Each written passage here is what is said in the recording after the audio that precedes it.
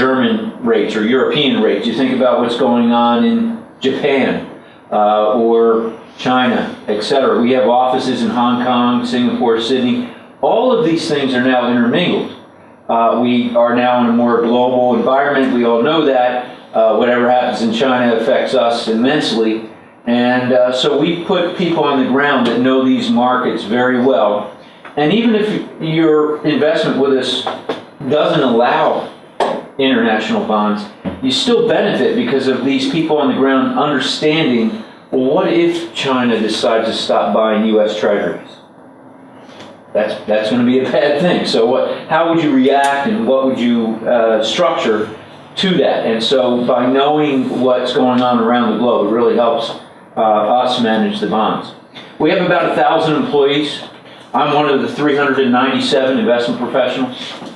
And together we all participate in the formulation of the strategy, and then it goes to the portfolio managers to actually pick the bonds that go in the portfolios. And where are you located? Our headquarters is in Newport Beach. On page 6, this is a chart that shows the total of those assets, the 790 billion. What you're looking at us for is our flagship product. If you look about, it's the biggest number in the column, 330 billion in intermediate bond management allocations. But what's interesting about this chart to me is you take a look at the other areas, such as, let's look at the fourth one down, 54 billion in TIPS mandates or real return mandates. You take a look at back down where the 330 is in the fixed income section. Just take a look at global. That's 74 billion. Munis, 10 billion. Emerging markets, 19. These are the core sector. These are the plus sectors that are in addition to core. And these are the sectors that, alone we have billions and billions under management that are benchmarked to those. And that forces us to build an infrastructure of people, systems, risk analysis, tools, and so forth to understand these different markets and build it into what is our flagship product, which is the Total Return Fund, which really benefits from all of this work that we do. Let me skip ahead a bit and take you to page 9. Probably one of the things that we're most famous for in our world of investing is something called the forum process at PIMCO. And we do this 4 times a year. One of the 4 is every May, and it's this box on the left, the secular forum. And here we're looking out 3 to 5 years. And why is this important? Well, a very good example of this is what kept us out of subprime. When we do this forum, we take people off their trading desks, we take them out of Europe, everybody travels to headquarters, and we all get together as investment professionals and really kind of beat up the issues. We get outside speakers in, and we actually take a week in May to come out with this theme. And everybody has their own expertise and specialty at the firm, but this is when you get them all together and try to benefit from each other. And what was noticeable then was, and I'm talking now about 2006 or so, 2005, remember, take you back then, no problems with the mortgage market, no problems with housing if you had to wait in line to buy a house.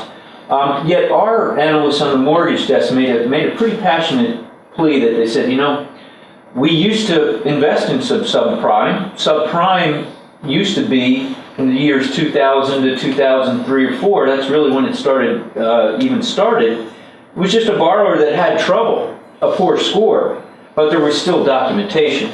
There was still verification of the W-2.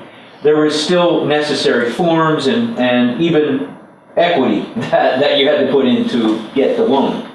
About that time, 2005 or so, our guys saw the decay in the lending standards develop. We actually had sent out some of our analysts who normally go to corporations and try to meet with the CFO and understand what's going on with their balance sheet. We sent them out to the 21 biggest U.S. real estate markets, Miami, San Diego, Phoenix, Vegas, and said, go ahead and ride along with local real estate professionals, whether they're agents or mortgage brokers, title people, and get a feel for what's going on. And it was that research that they came back and said, all bets are off the table. The loans being made are just, there's nothing behind them.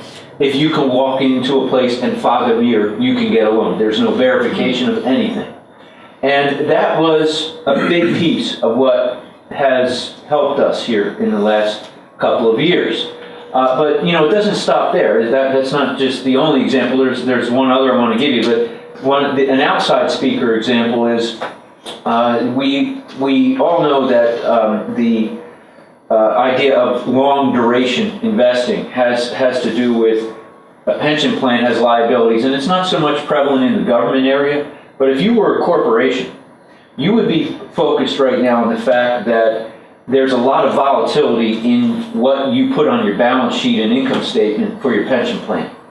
And the government is trying to lower that volatility and force you to match your liabilities with your assets. And there's a big move to go to LDI, which is liability-driven investing. And it occurred also in Europe, even stronger. And so we had an expert from Wharton Business School. She's a professor and also one of the most renowned people on the globe in pension rules, pension schemes, as they call them in Europe. And she has consulted to the US government, to the governments in Italy, France, Netherlands, etc. And she told us, look, the coming wave of LDI mandates is going to really push down the long end of the bond curve. In other words, everybody is forced to go to 30-year treasuries and so on when you institute this idea.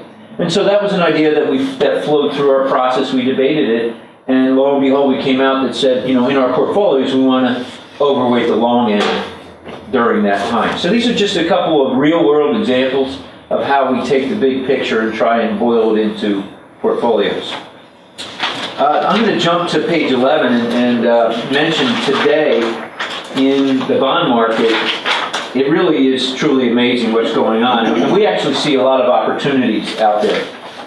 Again, this is page 11, sharing with you that the premiums that you get for taking some normal risks today are just amazing compared to where they were a couple of years ago. And fortunately, a couple of years ago, we took the risk positions off, and we now sit in a position where we can benefit from this.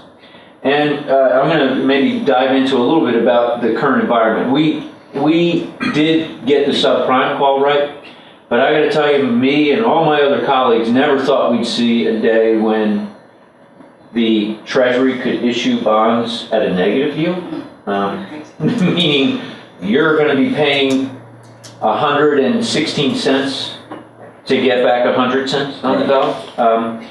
We never thought we would see the freeze up in money market funds where a $50 billion money market fund would lock up and break a buck.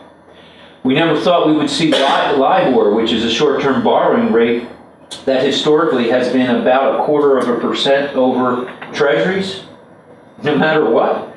It trade at 500 basis points over treasuries instead of 25 basis points, 500.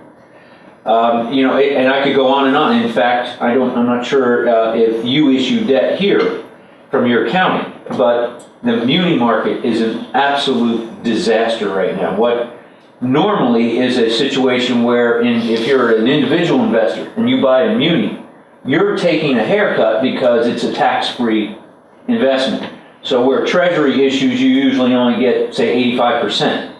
Why? Because you get tax-free treatment.